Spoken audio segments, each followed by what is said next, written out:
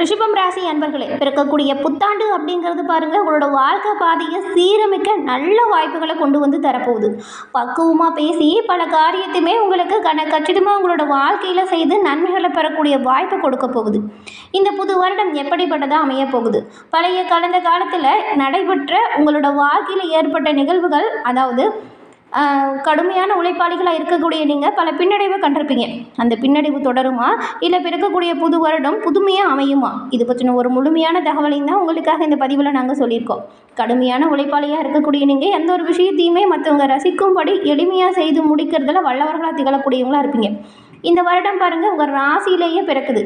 ஆளுமை திறன் அதிகரிக்கக்கூடிய வாய்ப்பு இப்போ இருக்குது. இந்த வருட கிரக அமைப்புகள் இந்த ரிஷபராசி அன்பர்கள் உங்களுக்கு என்ன மாதிரியான வாய்ப்புகளை ஏற்படுத்த போகுது? அந்த வாய்ப்புகளும் உங்களோட வாழ்க்கையில் மிகப்பெரிய மாற்றத்தையும் தாக்கத்தையும் உருவாக்கும். அந்த வாய்ப்பு என்ன அப்படிங்கிறதையும் நாம் இப்போ இந்த பதிவில் பார்க்கலாம். இந்த பதிவு ரிஷபராசி அன்பர்களை பொறுத்த வரைக்கும் பயனுள்ள பதிவாக இருக்கும். அதனால் ஸ்கிப் பண்ணாமல் முழுமையாக பாருங்கள். நீங்கள் இப்போ தான் ஃபர்ஸ்ட் டைம் நம்ம சேனலையும் பார்க்குறீங்க அப்படின்னா மறக்காமல் நம்ம சேனலை சப்ஸ்கிரைப் பண்ணி வச்சுக்கோங்க. ரிஷபராசி அன்பர்கள் பெரும்பாலும் அனைவருக்குமே உதவி செய்யக்கூடியவங்களாக இருப்பீங்க. ஏழை எளியவங்களை கண்டா கேட்காமலே உதவிகளை செய்வீங்க. ரிஷபராசி அன்பர்கள் சுக்கிர பகவானால் ஆளக்கூடிய ஒரு ராசி அப்படிங்கிறதுனால பெரும்பாலும் நீங்கள் இந்த கலை அழகியலுக்கு முக்கியத்துவம் கொடுக்கக்கூடியவங்களா இருப்பீங்க. பேச்சில் ஒரு இனிமை சாதுரியம் கொண்டவங்க நீங்கள். உங்களுக்கு எப்பொழுதுமே ஏதாவது புது புது விஷயத்தை கற்றுக்கிறது பிடிக்கும். எப்போவுமே என்னால் இது முடியாது அப்படின்னு நீங்கள் எந்த ஒரு விஷயத்தையும் நிறுத்த மாட்டீங்க. புதுமையான விஷயங்களை கூட, தெரியாத விஷயத்தை கூட திறமையாக செய்து நன்மையை பெறக்கூடிய ஒரு ராசி அப்படின்னா அது ரிஷபராசி நீங்கள் தாங்க. உங்களுக்கு பெரும்பாலும் எல்லா விஷயத்தை பற்றியுமே நல்லா தெரிஞ்சு வச்சுருப்பீங்க. எல்லா விஷயத்துலையுமே மன தைரியத்தோடு செயல்படுவீங்க. தன்னம்பிக்கை தைரியம் அதிகமாக உங்ககிட்ட இருக்கும். கடந்த காலத்தில் இவ்வளவு திறமை இருந்தும் பல இன்னல்களையும் சோதனைகளையும் நீங்கள் சந்திச்சிருப்பீங்க. எல்லோருக்கும் எல்லா விதத்துலேயும் நன்மைகள் செஞ்சாலுமே பல பின்னடைவை சந்திச்சிருப்பீங்க நீங்கள். உங்களுக்கு இப்போ கிரக நிலைகள் எப்படி அமைஞ்சிருக்கு? இந்த கிரக நிலைகள் இந்த வருடம் எப்படிப்பட்ட வருடமாக உங்களுக்கு அமையும்? இந்த வருடத்தில் ஏதாவது பின்னடைவு ஏற்படுமா? அப்படி வரக்கூடிய பின்னடைவிலிருந்து நீங்கள் என்ன செய்யணும் அப்படிங்கிறத நாம் இப்போ பார்க்கலாம். ரிஷபராசி அன்பர்கள் சுக்கிர பகவானை ராசி அதிபதியாக கொண்டதுனால நீங்கள் பாருங்கள், வெள்ளிக்கிழமையில் சிவபெருமான் வழிபாட மனமாற செய்து வருவதால் நன்மையும் நல்ல ஒரு உயர்வையும் பெற முடியும். உங்களுக்கு சிவபெருமான் பிடிக்கும் அப்படின்னா ஓம் நமச்சிவாயா போற்றி அப்படிங்கிற மந்திரத்தை மறக்காமல் 3 முறை பதிவிடவும் செய்யுங்க. அப்படி செய்யும்போது கூட உங்கள் ஆள் மனதில் ஒரு பிரார்த்தனையை நினச்சிட்டு செய்யுங்க. அந்த விஷயம் விரைவில் நடக்கும். நன்மை உங்களை விரைவில் வந்தடையும்.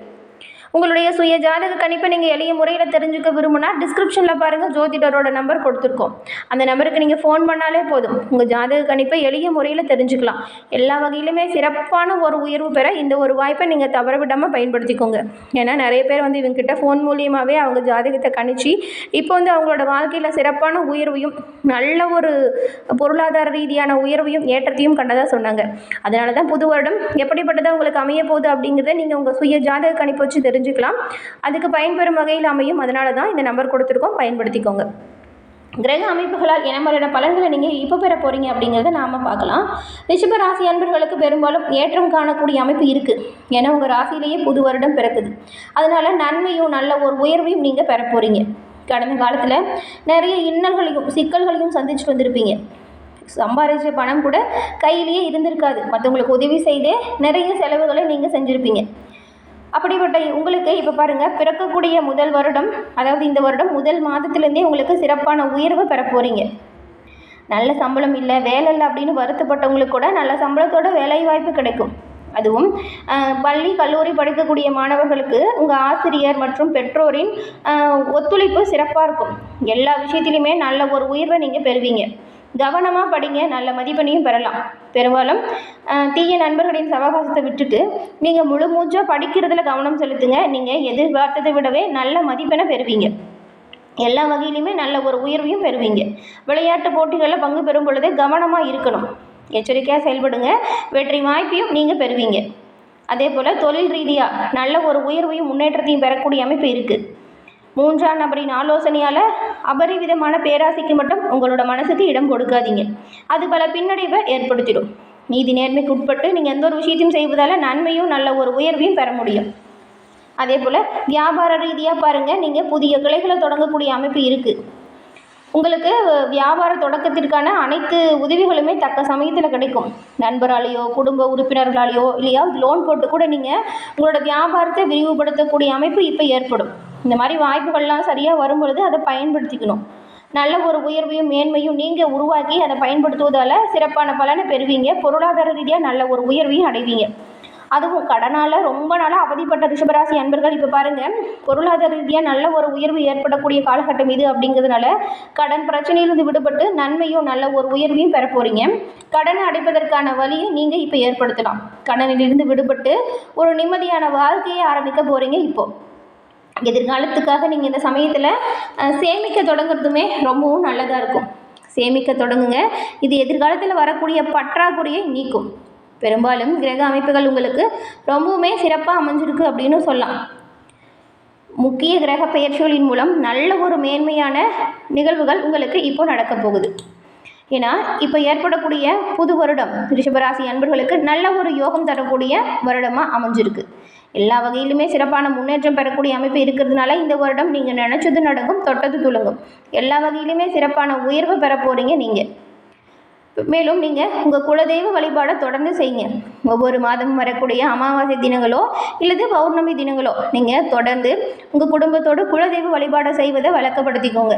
இந்த ஒரு விஷயத்தை நீங்கள் தொடர்ந்து செய்வதால் உங்களோட வாழ்க்கையில் வரக்கூடிய தடை தாமதம் இது எல்லாமே உங்களுக்கு நீங்கும். பெரும்பாலும் குலதெய்வத்தின் பரிபூரண ஒரு ஆசையும் கிடைக்கக்கூடிய வருடமாக இந்த வருடம் உங்களுக்கு அமைஞ்சிருக்கு. அதனால் தொடர்ந்து நீங்கள் குலதெய்வ வழிபாடை செய்யுங்க.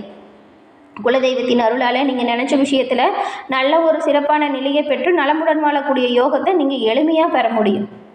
இந்த புத்தாண்டு உங்களுக்கு சிறப்பான மாற்றத்தை கொடுக்கக்கூடியதாக அமைஞ்சிருக்கு. அதனால் வரக்கூடிய ஒவ்வொரு விஷயத்துலையுமே நீங்கள் கவனமாக செயல்படணும். முன்னெச்சரிக்கை இல்லாமல் செயல்பட்டால் சில பின்னடைவு கூட வருங்க. அதனால் கவனம், முன்னெச்சரிக்கை இது ரெண்டுமே கட்டாயமாக உங்களுக்கு தேவைப்படக்கூடிய ஒரு விஷயமா இருக்குது. 3ஆம் நபரின் ஆலோசனை உங்களுக்கு சரி அப்படின்னா மட்டும் செய்யுங்க. மற்றபடி தேவையில்லாத பேராசையை சொல்லி யாராவது ஏமாற்ற நினச்சிருவாங்க. அதனால தான் பொருளாதார ரீதியாக உயர்வு ஏற்படக்கூடிய காலகட்டம் இது அப்படிங்கிறதுனால யாரோட ஆசை வார்த்தையும் நம்பி ஏமாறாதீங்க. நீங்கள் முழு மூச்சாக உங்களோட கவனம் எல்லாம் தொழில் வியாபாரத்தில் இருக்கணும். குடும்ப சூழலை பொறுத்த வரைக்குமே சண்டை போட்டு பிரிஞ்சு போன உறவினர்களுமே அவங்க செஞ்ச தப்பை உணர்ந்து உங்ககிட்ட மன்னிப்பு கேட்டு வந்து சேருவாங்க. அண்ணன் தம்பி இடையே இந்த சொத்து பிரச்சனையால் மட்டும் சில தகராறு ஏதாச்சும் வரலாம். விட்டு கொடுத்து அனுசரித்து போவதால் தகராறு இருந்து மீண்டு வரலாம். வம்பு வழக்குகள் ஏதாவது நிலுவையில் இருந்தால் இந்த வருடம் உங்களுக்கு சாதகமான பலனும் அதிலிருந்து கிடைக்கும். நிலத்தகராறு நீங்கும். உங்களுக்கு வர வேண்டிய சொத்து சேர்க்கை சிறப்பான வகையில் வந்து சேரும். அதனால தான் நீங்கள் பெருசாக பிரச்சனை படுத்தாமல் இருந்தாலே உங்களுக்கு சொத்து சேர்க்கை இருக்கக்கூடிய அமைப்பு இருக்கிறதுனால நீங்கள் பிரச்சனை எதுவும் செய்யாமல் இருந்தாலே போதும், நன்மை நடக்கும். சொத்து சேர்க்கை இருக்குது. அதே போல் சுப காரியத்தில் தடையில் இருந்த தடைகளும் நீங்குது.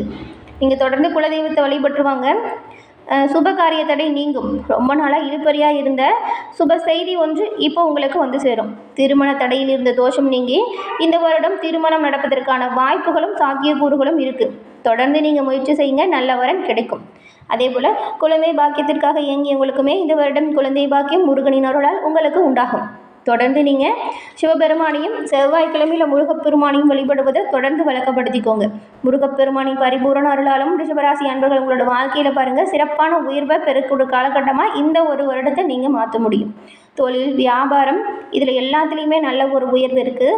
நீங்கள் பணிபுரிகிறவங்களா இருந்தீங்களா வேலை செய்கிற இடத்துல மட்டும் ரொம்பவுமே கவனமாகவும் எச்சரிக்கையாகவும் இருக்கணும். ஏன்னா மற்றவங்க ஏதாவது தப்பு செஞ்சுட்டு கூட உங்களோட பணிகளில் நீங்கள் செஞ்சது போல் வந்துடும். அதனால் கவனமாக இருங்க. மற்றவங்களோட பிரச்சனையில் பெரும்பாலும் நீங்கள் தலையிடாமல் இருந்தாலே நன்மையும் நல்ல ஒரு உயர்வையும் பெறுவீங்க. அதே போல் 3ஆம் நபருக்காக எந்த ஒரு வாக்குறுதியும் கொடுக்கறத தவிர்த்துடுங்க. இந்த ஜாமீன் கையெழுத்து போடுறது இந்த 2 விஷயத்தையும் தவிர்த்தாலே பெரும்பாலும் உங்களுக்கு எந்த ஒரு ஆபத்தும் நெருங்காது, நன்மை வந்து சேரும். கோபத்தை குறைச்சிக்கோங்க. விட்டு கொடுத்து அனுசரித்து செல்வதால் நன்மையும் நல்ல ஒரு உயர்வையும் ரிஷபராசி அன்பர்கள் நீங்கள் பெற முடியும். எல்லா வகையிலுமே சிறப்பான யோகத்தையும் சிறப்பான முன்னேற்றத்தையும் பெற்று நலமுடன் வாழ உங்களுக்கு நாங்கள் எங்கள் சேனல் சார்பாக வாழ்த்துக்களையும் தெரிவிச்சுக்கிறோம்.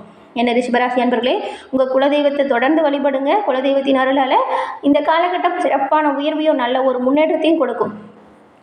இந்த பதிவு பார்த்துட்டு இருக்க ரிஷபராசி அன்பர்கள் எந்த நட்சத்திரக்காரங்க அப்படிங்கிறதையும் உங்கள் குலதெய்வம் என்ன தெய்வம் அப்படிங்கிறதும் நம்ம சேனல் கமெண்ட் பாக்ஸில் தெரிவிங்க. உங்களுக்காக உங்கள் குலதெய்வத்திடம் நாங்கள் பிரார்த்தனையும் செஞ்சுக்கிறோம். என்ன நேயர்களே, இந்த பதிவு நீங்கள் பயன்பெறும் வகையில் அமைஞ்சிருக்கும்னு நினைக்கிறோம். பதிவு பிடிச்சிருந்தால் லைக் பண்ணுங்கள். உங்கள் நண்பர்கள், குடும்ப உறுப்பினர்கள் ரிஷபராசியாக இருந்தால் அவங்களுக்குமே இந்த பதிவை ஷேர் பண்ணுங்கள். நீங்கள் இப்போ தான் ஃபர்ஸ்ட் டைம் நம்ம சேனலையும் பார்க்குறீங்க அப்படின்னா மறக்காமல் நம்ம சேனலை சப்ஸ்கிரைப் பண்ணி வச்சு பாருங்கள். தொடர்ந்து பார்த்தமைக்கு நன்றி நேயர்களே. நன்றி, வணக்கம்.